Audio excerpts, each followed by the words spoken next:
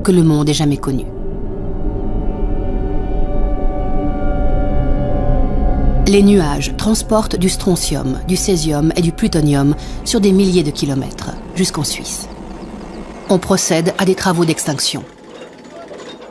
Au risque de leur vie, ces hommes creusent un tunnel pour permettre la construction d'une dalle de béton qui doit empêcher l'effondrement du réacteur.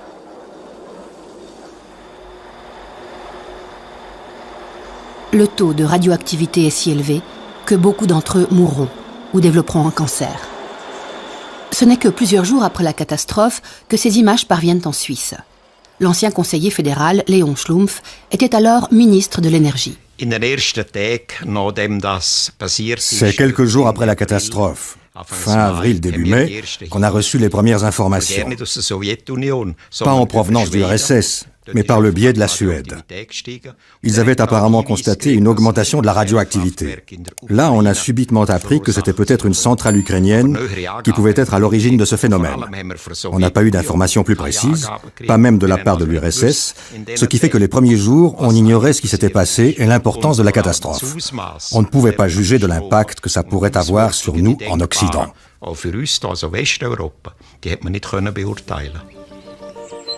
26 avril 1986, une journée de printemps ordinaire. Personne en Suisse ne se doute du danger qui menace. Otto Huber, aujourd'hui décédé, était alors professeur de physique et président de la commission de surveillance de la radioactivité. Après Tchernobyl, il deviendra conseiller du président de la Confédération, Alphonse Egli. Sa femme est médecin. Oui, je m'en souviens très bien. C'était le jour du mariage de notre fille aînée. Mais on ne savait absolument rien. On a fêté toute la nuit et le lundi, mon mari est parti à Fribourg, comme d'habitude. Le soir, il m'a appelé pour me dire qu'il ne rentrerait pas à la maison, qu'il allait à Berne, au bunker, comme il l'appelait, une sorte de cave près du palais fédéral.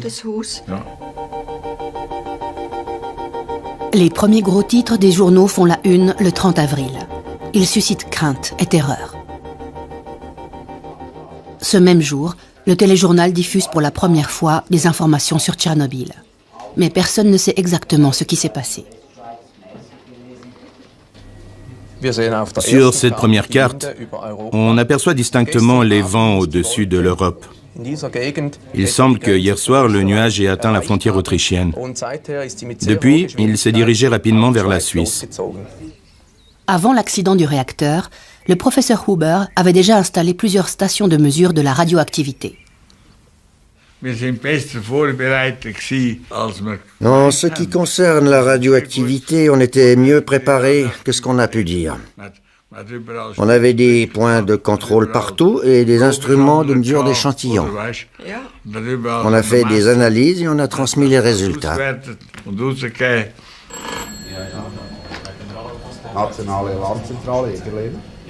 2 mai 1986 à Zurich. Mise en service de la centrale nationale d'alarme. Depuis le bunker du palais fédéral, le professeur Huber supervise l'opération. La ligne téléphonique d'urgence mise en place est vite débordée. Les taux et les valeurs limites de radioactivité provoquent l'inquiétude. Je me souviens que le conseiller fédéral Egli a dit un jour « on n'y comprend rien ». Un jour, on parle de Sievert, un autre de Rem, puis de Becquerel. Personne ne sait de quoi on parle. Entre-temps, le niveau de radiation ne cesse d'augmenter. Des échantillons sont prélevés dans tout le pays. Des collaborateurs de l'Institut de recherche de Würenlingen analysent la radioactivité de l'eau, du lait et de l'herbe. Nous mesurons cet échantillon d'herbe à l'aide d'un détecteur en confinement isolé. Nous voyons très clairement que la radioactivité dans l'herbe est sensiblement plus élevée qu'en temps normal. Elle se situe à près de 10 nanocuries par kilo d'herbe. Mais ces valeurs ne représentent pas encore un danger pour la population. La peur de la radioactivité augmente, même si les scientifiques et les autorités font tout pour calmer la population. Le 3 mai, à la radio, Léon Schlumpf, conseiller fédéral, est interrogé sur la nécessité d'un temps de réflexion en matière de centrales nucléaires. D'après ce que nous savons aujourd'hui de l'accident de Tchernobyl, bien que l'enquête soit encore en cours, il n'y aura pas de conséquences sur notre politique énergétique, ni même sur les mesures de sécurité à adopter. On peut être rassuré. Il n'y a aucune raison de s'alarmer par rapport à d'éventuels dangers pour notre pays. Plus tard, on lui reprochera d'avoir minimisé l'affaire. La radio m'a demandé de faire une déclaration à ce moment-là, donc début mai. J'ai bien compris qu'il y avait un réel besoin d'information. Ma déclaration était basée sur le peu de renseignements dont nous disposions. Alors, après coup, on est évidemment venu me dire, quand on a su ce qui s'était passé, « Mais vous avez dit ça !» C'est tout le problème de l'information. À la DSN, division principale de la sécurité des installations nucléaires, à Würenlingen, la tension monte. En tant que directeur, Roland Nägelin était à l'époque chargé de la sécurité des installations nucléaires. Avec son équipe, il a examiné les mesures à prendre en Suisse, dans cette pièce réservée aux urgences.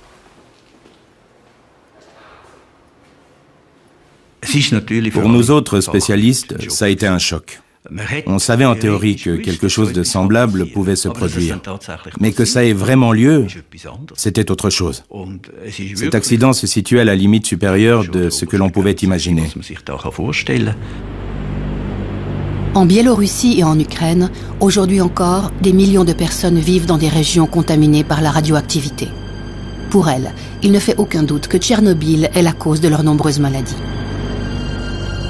Les premières victimes des radiations sont décédées peu après la catastrophe. Volodya Pravik, 24 ans, capitaine des pompiers, a été le premier à recevoir la distinction de héros de l'Union soviétique pour ses mérites lors de l'explosion du réacteur. Sa mère vit dans la région de Kiev. Elle ne parvient pas à oublier son fils. Après son intervention, il a été transporté par avion dans une clinique spécialisée de Moscou. Quand j'ai rendu visite à mon fils à l'hôpital de Moscou, il marchait de long en large dans sa chambre. Je lui ai demandé pourquoi il était tellement brûlé. Il était brun foncé, il avait des graves brûlures aux mains. Je lui ai dit « Pourquoi tes mains sont tellement brûlées ?» Il m'a répondu « Tu sais maman, quand j'ai grimpé sur le toit du réacteur, j'ai tout de suite compris qu'une énorme catastrophe s'était produite. Des morceaux de graphite brillaient partout.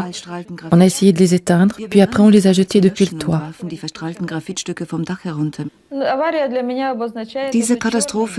Cette catastrophe, c'est le pire souvenir de ma vie. Je ne l'oublierai jamais. Et mes petits-enfants et arrière-petits-enfants non plus.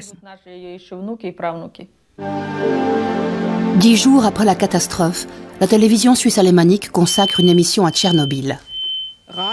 La Suisse également touchée par la radioactivité. Après la catastrophe nucléaire de Tchernobyl, il n'y a plus qu'un seul sujet de conversation.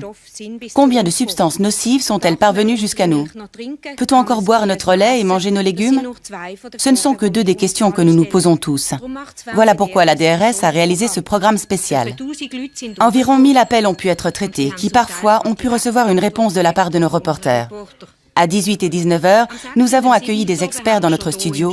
Ils ont pu répondre à un grand nombre d'interrogations. Mais pour beaucoup de ces questions, il n'est simplement pas possible de répondre par oui ou par non. Nous sommes dans une situation que nous n'avions pas du tout envisagée.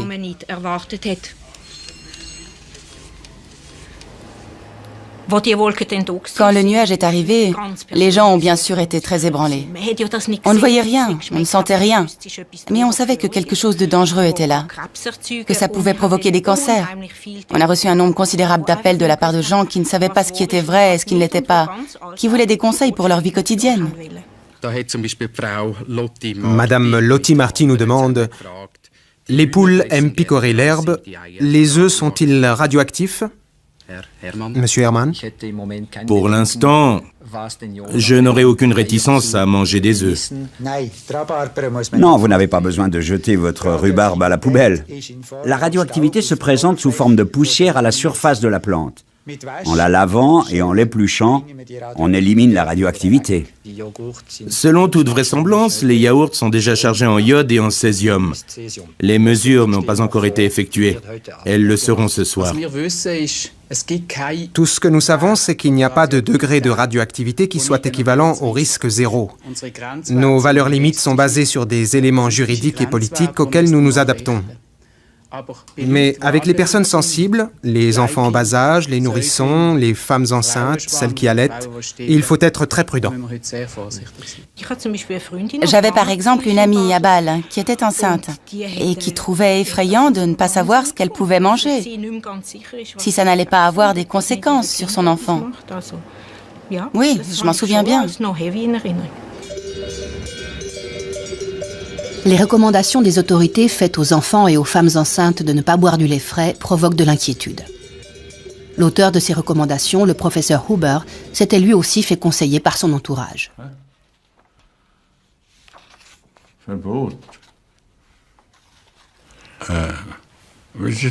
Comment c'était déjà? Le lait de vache contenait de l'iode. Tu m'as alors appelé pour me demander si ça représentait un danger.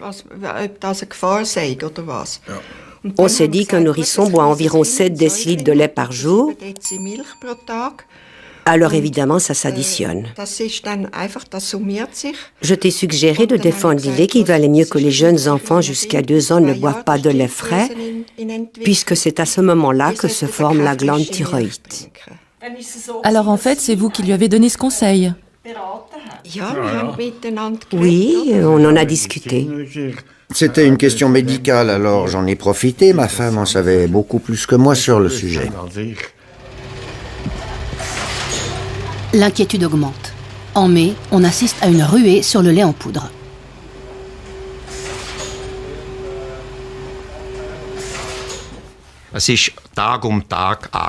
La tension devenait chaque jour plus forte. Nos inquiétudes grandissaient jour après jour. Grâce aux stations de contrôle réparties en Suisse, nous nous sommes rendus compte que la radioactivité avait aussi augmenté dans notre pays, ce qui nous créait beaucoup de soucis.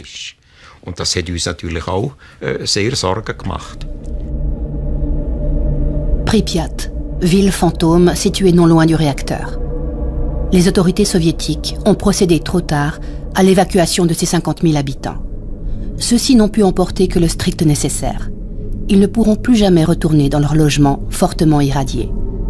Depuis 20 ans, toute vie a disparu de ces lieux.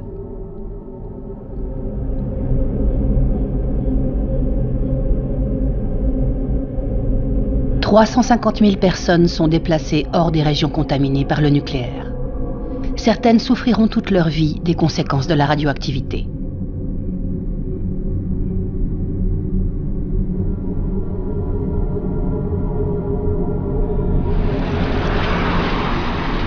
Après la catastrophe, dans la zone d'exclusion autour du réacteur, des travaux de décontamination fébrile s'attaquent à l'ennemi principal, la poussière radioactive. Des camions déversent leurs déchets n'importe où à l'intérieur de cette zone. Stockage définitif. Des cités entières sont rasées. Le risque d'incendie est important et il faut à tout prix éviter une nouvelle contamination de l'air.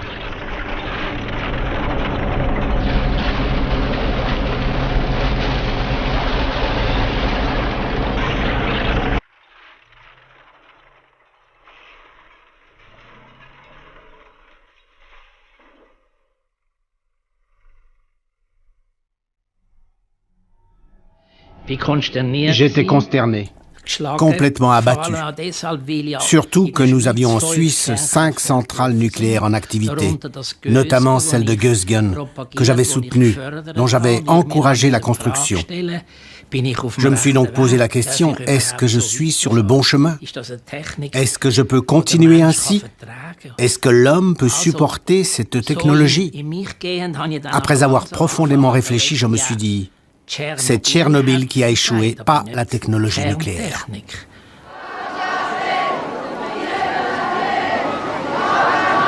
En juin 1986, le Conseil national se réunit pour une session spéciale consacrée à Tchernobyl.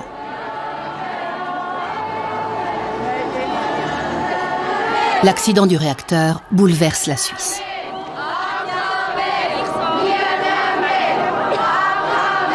Une question essentielle se pose. La Suisse peut-elle ou doit-elle renoncer à l'énergie nucléaire ? En 1983, les économies d'énergie drastiques proposées par le conseiller fédéral Léon Schlumpf avaient été rejetées. Mais le ministre doutait de toute façon de leur impact réel.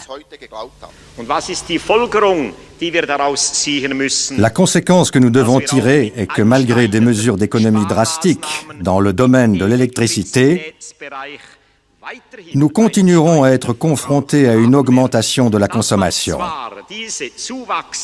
Nous pouvons réduire ce taux de croissance, mais pas suffisamment pour nous permettre de renoncer à l'apport énergétique de nos 5 centrales nucléaires. Au cours de cette même session, Helmut Hubacher, président du Parti socialiste, défend le point de vue des opposants. Les centrales nucléaires représentent une déclaration de guerre permanente aux générations futures. Mesdames et messieurs, il n'y a pas de centrales nucléaires communistes ou capitalistes. Il n'y a que des centrales nucléaires dangereuses. Malgré les applaudissements, aucune décision importante n'est prise. Un coup dur pour Helmut Hubacher, opposant de la première heure aux centrales nucléaires. C'est la confirmation que les choses continuent comme par le passé, que nous n'avons affaire qu'à de belles paroles. Je suis déçu par le manque de courage et d'esprit critique de notre gouvernement. En 1975, 11 ans avant Tchernobyl, Hubacher militait déjà aux côtés des premiers occupants du site de Kaiser Augst. Les travaux d'excavation de la nouvelle centrale atomique venaient de commencer.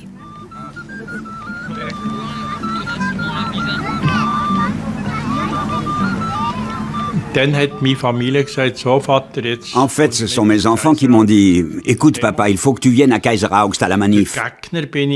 Là-bas, j'ai pris conscience de la problématique nucléaire. Je me suis rendu compte qu'il y avait un sujet à approfondir, qu'il fallait que j'étudie vraiment la chose. Je peux dire qu'on m'a carrément traîné là-bas. En assistant à tous les débats qui avaient lieu, j'ai pris conscience que c'était une sorte de banc d'essai sur la question nucléaire. Je me suis très vite rendu compte du côté émotionnel que cela représentait, que quelque chose de singulier était en train de se passer.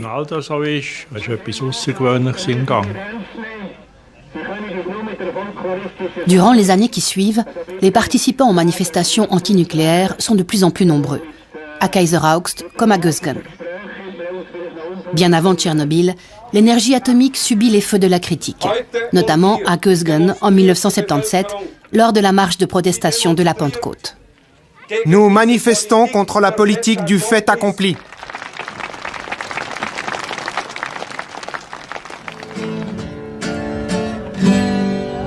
In Gösgen steht ein AKW. Und wer's nicht glaubt, kann's selber sehen. Die Fragen ist nicht lang und die Sätze sind Gang.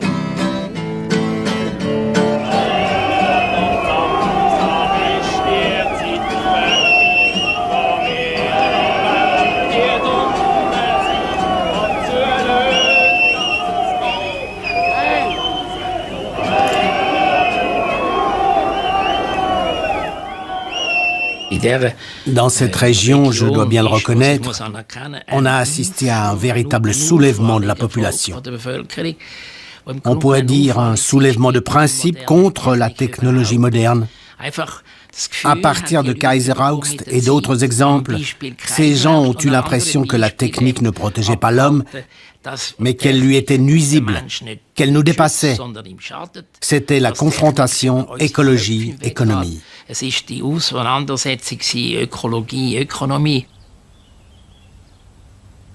La nouvelle technologie s'impose malgré les oppositions. En mai 1981, Gösgen est inauguré officiellement par Michael Cohn, directeur de son conseil d'administration. Nous ne misons pas exclusivement sur le nucléaire. Mais avec Gösgen, nous présentons une solution pratique et responsable. Il faut savoir que ces 5 centrales nucléaires représentaient environ 40% de la consommation d'électricité suisse. Abandonner cette filière, donc mettre ces centrales à l'arrêt, n'était simplement pas possible. Mais si leur exploitation avait représenté un grave danger, alors on aurait dû le faire, indépendamment des conséquences énergétiques.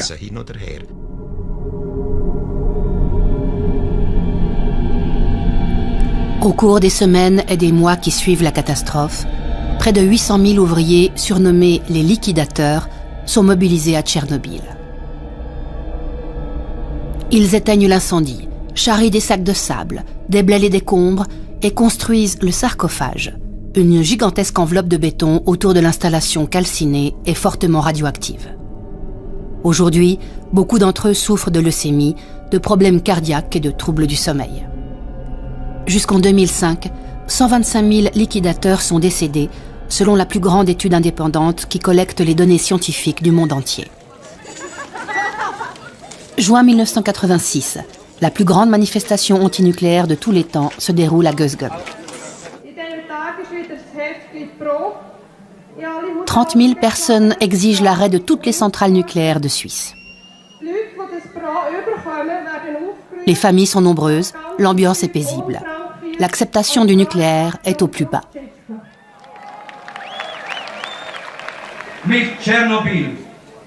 Avec Tchernobyl, nous avons eu la preuve que l'exploitation pacifique de la puissance atomique est une illusion, une chimère de l'être humain.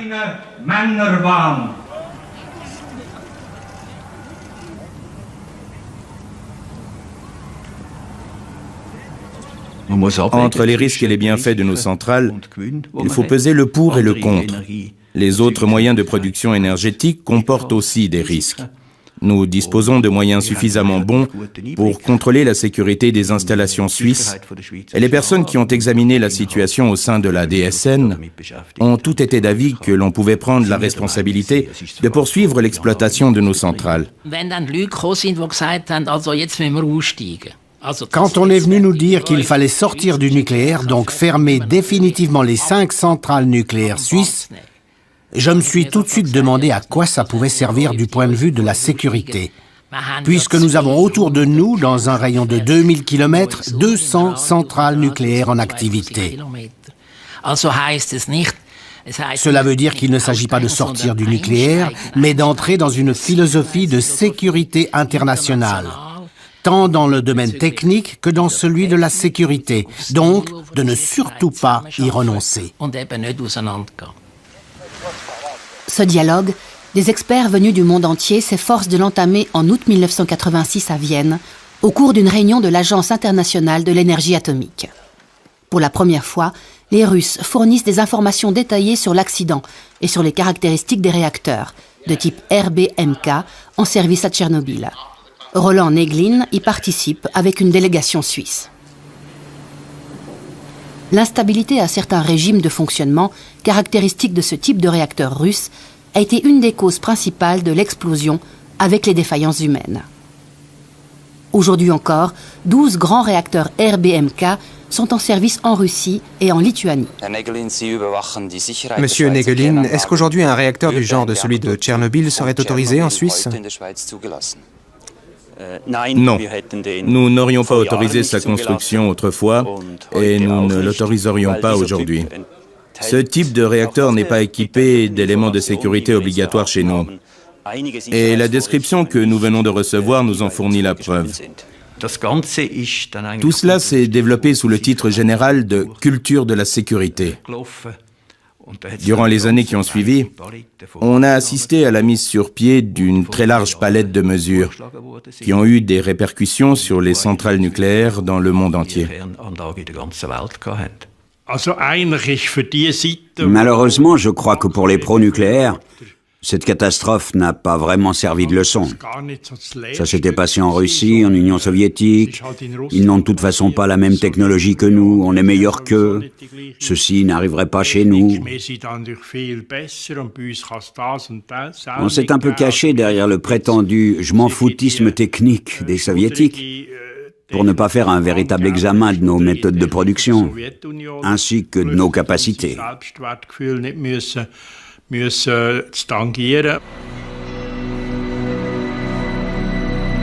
Le Tessin est le canton le plus touché par les retombées radioactives. C'est ici que les pluies ont été les plus abondantes. En été 86, la situation est très tendue. La radio et la télévision diffusent 2 fois par jour des informations sur les taux de radioactivité. Les femmes enceintes se sentent particulièrement concernées. Elles sont inquiètes. Les demandes d'interruption de grossesse affluent à l'Office cantonal de la santé de Bellinzone. Gianfranco Domenighetti décide de lancer une étude sur la question.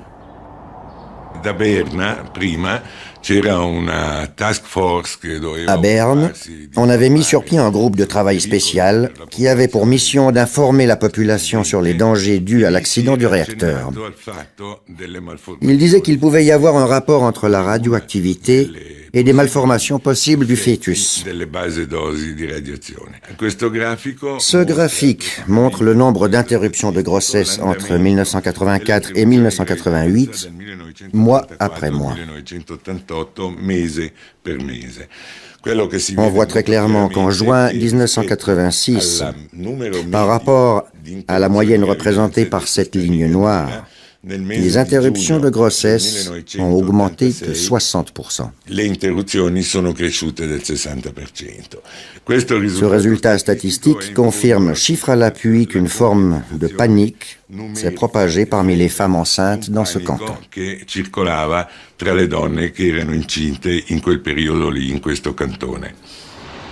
Une panique qui aurait sans doute pu être évitée. Par la suite, l'information s'est améliorée. Nous avons pris un certain nombre d'initiatives, notamment interpellé l'Agence internationale de l'énergie atomique à Vienne, où nous avons, au nom du Conseil fédéral, déposé un certain nombre de postulats. L'un de ceux-ci était l'amélioration de la communication et de l'information, mesure également applicable à l'intérieur du pays. Il faut reconnaître que dès le moment où on a disposé de renseignements, je parle bien sûr de renseignements fiables, on aurait dû informer davantage la population.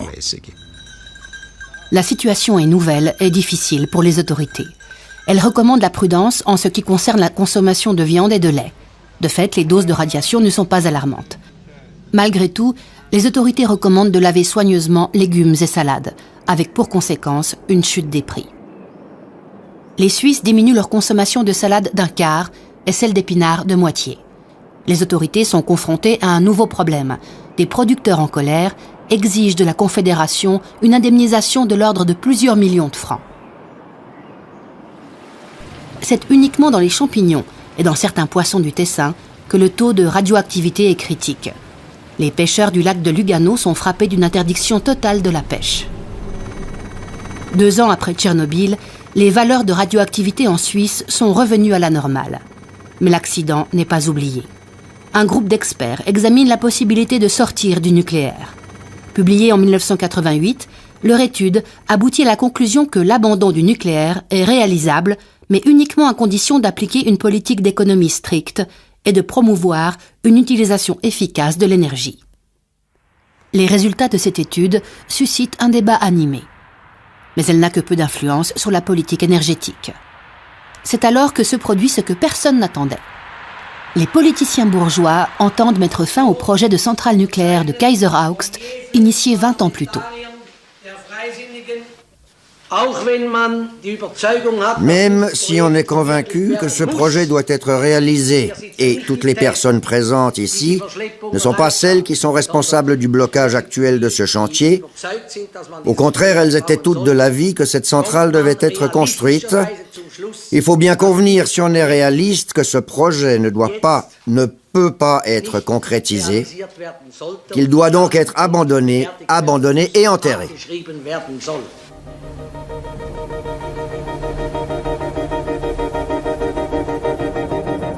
Kaiser Augst a représenté la fin des centrales nucléaires en Suisse.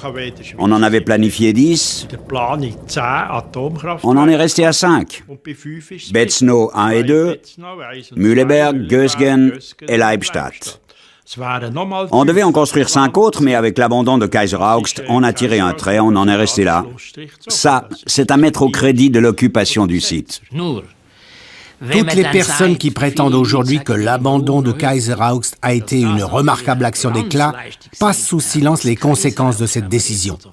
Le fait que nous sommes allés chez nos voisins français avec notre bon argent suisse et que nous leur avons dit « Allez-y, construisez une centrale pour nous, faites-nous un Kaiser Augst français ou alors répartissez sa puissance sur plusieurs sites et livrez-nous le courant que vous allez produire. » Cette attitude est mesquine, il n'y a pas de quoi en être fier. Nous ne voulons pas d'une centrale parce que cela pose des problèmes, parce que nous avons peur, mais avec notre argent, nous encourageons les autres à faire le travail à notre place et à assumer tous les problèmes que cela pose. Nous, après, parce qu'on est des Suisses riches et qu'on leur a donné de l'argent pour ça, on profite du produit et on mène la belle vie. Ce n'est pas très élégant, tant d'un point de vue personnel que de celui de la population. Malgré l'abandon de Kaiser Augst, rien ne change. En automne 88, la gauche et les Verts exigent une loi sur les économies d'énergie. Elle sera rejetée. C'est l'époque d'Énergie 2000, le programme du conseiller fédéral Adolfo Guy. Il ne prévoit guère de mesures politiques pour une utilisation économe de l'énergie.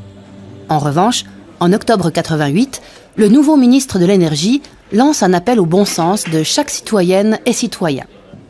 Cuire son œuf en prenant conscience de l'énergie utilisée, telle est la devise d'Ogui.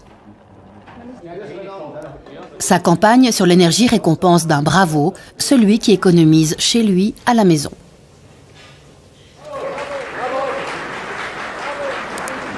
Le peuple suisse a désormais l'occasion de montrer qu'il n'est pas seulement fort en parole, mais aussi en actes. C'est pour cela que nous lui donnons la possibilité d'agir de son plein gré pour améliorer les choses dans le domaine énergétique. Pour les opposants aux centrales nucléaires, ces actions d'économie individuelle ne vont pas assez loin. Ils veulent sortir du nucléaire. Helmut Hubacher est membre du comité d'initiative. L'initiative Sortir du nucléaire nous semble être une proposition active pour modifier la politique énergétique.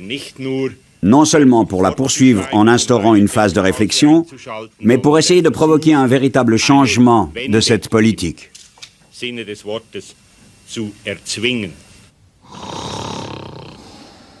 En automne 90, l'initiative pour l'abandon du nucléaire est soumise au peuple, ainsi que l'article sur l'énergie et l'initiative du moratoire. Le moratoire de 10 ans sur la construction de centrales nucléaires en Suisse est accepté, de même que l'article sur l'énergie. En revanche, l'abandon du nucléaire est rejeté. Une demi-victoire seulement pour les opposants aux centrales nucléaires. La consommation d'électricité continue d'augmenter.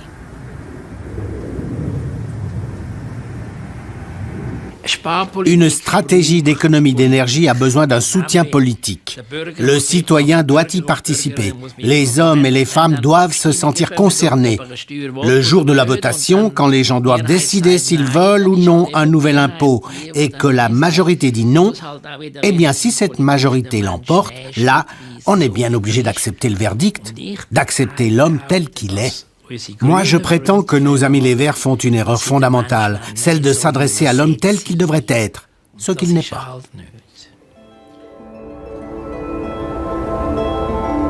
Dans les années 90, nombreux sont ceux qui placent de grands espoirs dans les énergies alternatives.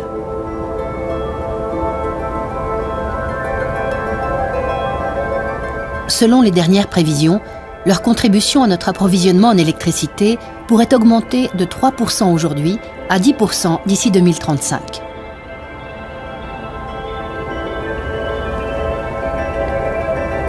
Ceci implique toutefois un encouragement massif des énergies alternatives.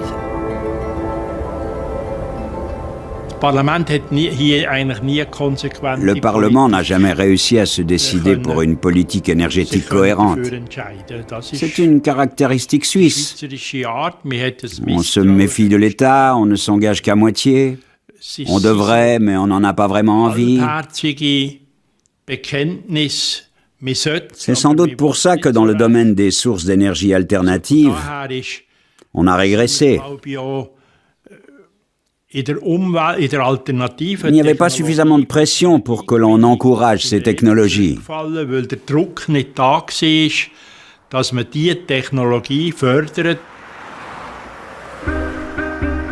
Plus de 20 ans ont passé depuis Tchernobyl. En Suisse, la consommation d'électricité et de pétrole ne cesse de croître.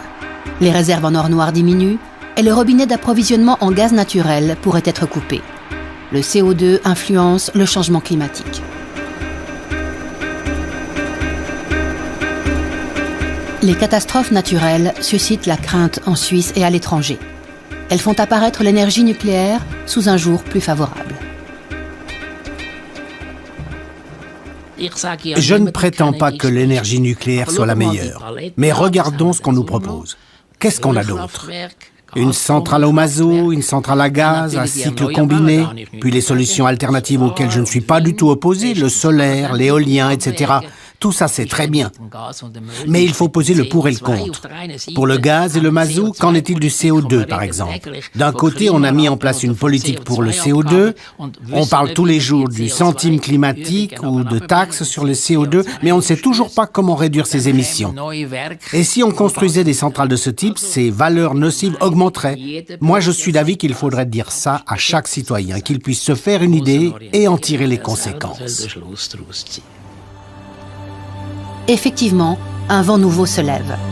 En 2003, le peuple refuse la prolongation du moratoire sur la construction des centrales. L'initiative « Électricité sans atomes » est également rejetée. C'est de fait la reconnaissance de l'énergie nucléaire. Ceci, bien que l'entreposage des déchets ne soit pas résolu, et malgré la menace grandissante du terrorisme nucléaire.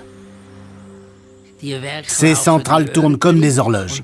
Là où il s'agit de rénover ou d'améliorer le fonctionnement, on le fait. Par conséquent, la confiance envers nos centrales s'est peu à peu renforcée. Cela dit, il y a toujours des opposants. Ceux-là, il s'agit de les convaincre. Ou alors qu'ils nous proposent de meilleures solutions. Une petite ville de Biélorussie, dans une région hautement contaminée.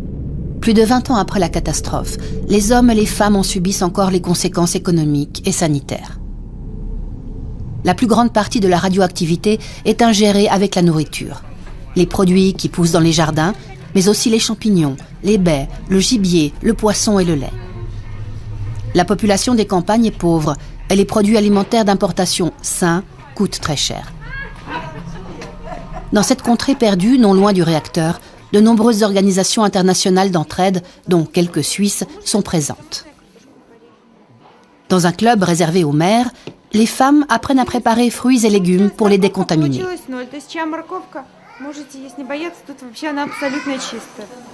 Ici, elles peuvent faire contrôler le taux de radioactivité des légumes de leur jardin. Après la catastrophe, la clinique de la ville biélorusse de Gomel a enregistré une augmentation dramatique des cancers de la thyroïde chez les enfants.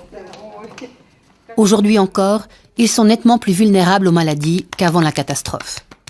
Pour des raisons inexpliquées, cette fillette et sa mère perdent leurs cheveux. Presque tous les enfants ont un système immunitaire déficient. Selon le dernier rapport de l'Agence internationale de l'énergie, les conséquences sanitaires de Tchernobyl seraient nettement moins graves que ce qu'on pensait jusqu'ici. Cet avis n'est pas partagé par les mères qui fréquentent cet hôpital. Chez nous, en Biélorussie, tous les enfants sont affaiblis. Nous pensons que c'est à cause de Tchernobyl. Les enfants n'ont pratiquement pas de défense immunitaire. Ils souffrent d'immunodéficience. Les conséquences de la catastrophe sur la santé sont incertaines. Elles sont difficiles à prouver.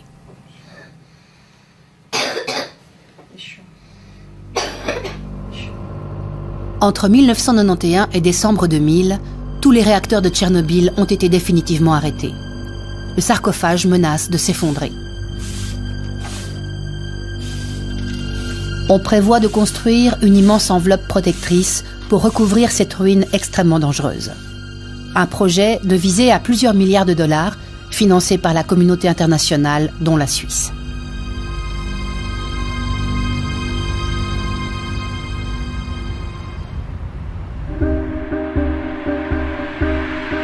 En Suisse, Tchernobyl est presque oublié. Malgré les appels aux économies d'énergie, la consommation d'électricité ne cesse de croître. Personne ne semble prêt à remettre en question son mode de vie actuel. Mais d'ici 2020 environ, Betznau 1 et 2, ainsi que Mühleberg, devront être mises hors circuit en raison de leur âge, puis plus tard, Gösgen et Leibstadt. Comment continuer? Il faut donc construire une nouvelle centrale? Si vous posez la question comme ça, tout le monde va s'affoler. Il faut construire une centrale de remplacement à la place de celle dont on arrête l'exploitation. Une centrale nucléaire moderne, construite à neuf, selon des critères acceptables. Mais une centrale nucléaire, ça oui. Je maintiens ma position. Premièrement, économiser l'énergie, ça, c'est la plus grande source d'énergie. Deuxièmement, les énergies alternatives. On les encourage beaucoup plus vivement en Allemagne et en Autriche que chez nous. Le solaire, l'éolien, la géothermie et d'autres. Le nucléaire ne représente plus une alternative envisageable. L'énergie nucléaire, tant qu'on en a besoin. Non pas parce que commercialement parlant, cette énergie pourrait être intéressante, uniquement quand les mesures d'économie auront été appliquées et tant qu'elle est nécessaire pour couvrir les besoins légitimes des citoyens. Une classe du gymnase cantonal de Baden en excursion à la centrale nucléaire de Leibstadt. La plus récente et la plus grande parmi les 5 centrales suisses. Pour ces élèves, c'est une excursion comme une autre. Quelle hauteur, la tour de refroidissement? 150 mètres. Bien estimé, 144 mètres. En ce jour de 2006, personne n'a peur. Pour ces jeunes gens, la catastrophe de Tchernobyl, c'est déjà de l'histoire ancienne.